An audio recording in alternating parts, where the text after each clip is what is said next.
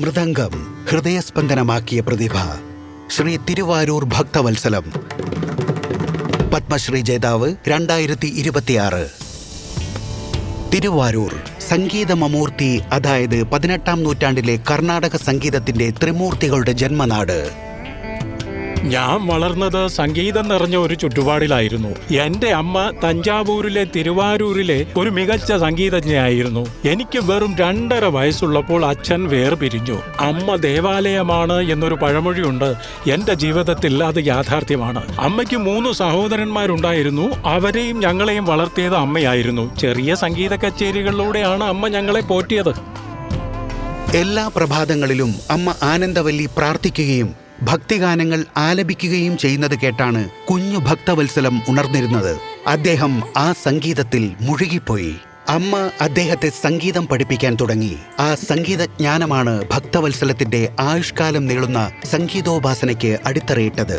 വളരെ പെട്ടെന്ന് തന്നെ പ്രാദേശിക സംഗീത കച്ചേരികളിൽ അമ്മയ്ക്കും അമ്മാവനുമൊപ്പം അദ്ദേഹവും പങ്കാളിയായി.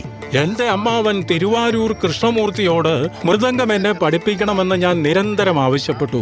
അമ്മാവൻ എന്നെ പഠിപ്പിക്കാൻ ആഗ്രഹമുണ്ടായിരുന്നു. പക്ഷേ അദ്ദേഹം മടി കാണിച്ചു. കാരണം സംഗീതജ്ഞർക്ക് സ്ഥിരമായ വരുമാനം ലഭിച്ചിരുന്നില്ല. താൻ ജീവിതത്തിൽ നേരിട്ട ബുദ്ധിമുട്ടുകൾ എനിക്കും ഉണ്ടാവരുതെന്ന് അദ്ദേഹം ആഗ്രഹിച്ചു. അക്കാലത്ത് മഹാന്മാരായ സംഗീത വിദ്വാൻമാർ ചേക്കേറുന്ന സംഗീതത്തിന്റെ പ്രധാന കേന്ദ്രമായി ചെന്നൈ മാറി.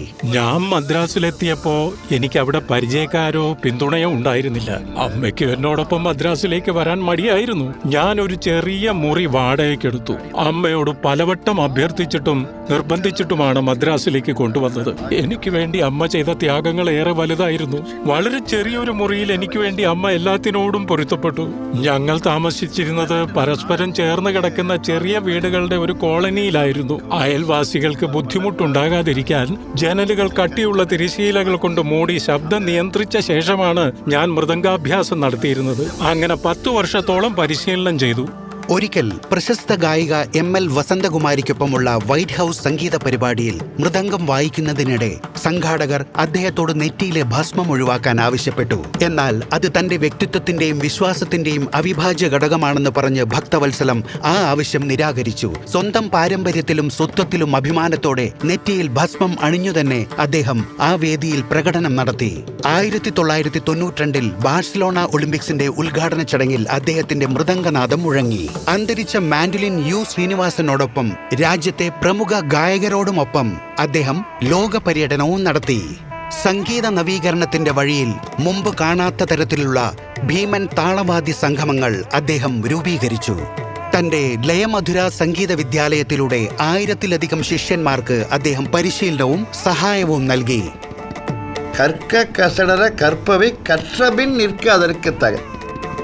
പഠിക്കേണ്ടുന്നത് നന്നായി പഠിക്കുക.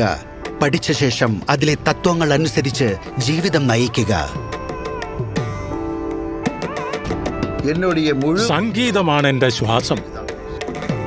അടുത്ത ജന്മത്തിലും എനിക്ക് മൃദംഗം വായിക്കണം. ശ്രീ തിരുവാരൂർ ഭക്തവത്സലം, പത്മശ്രീ 2026.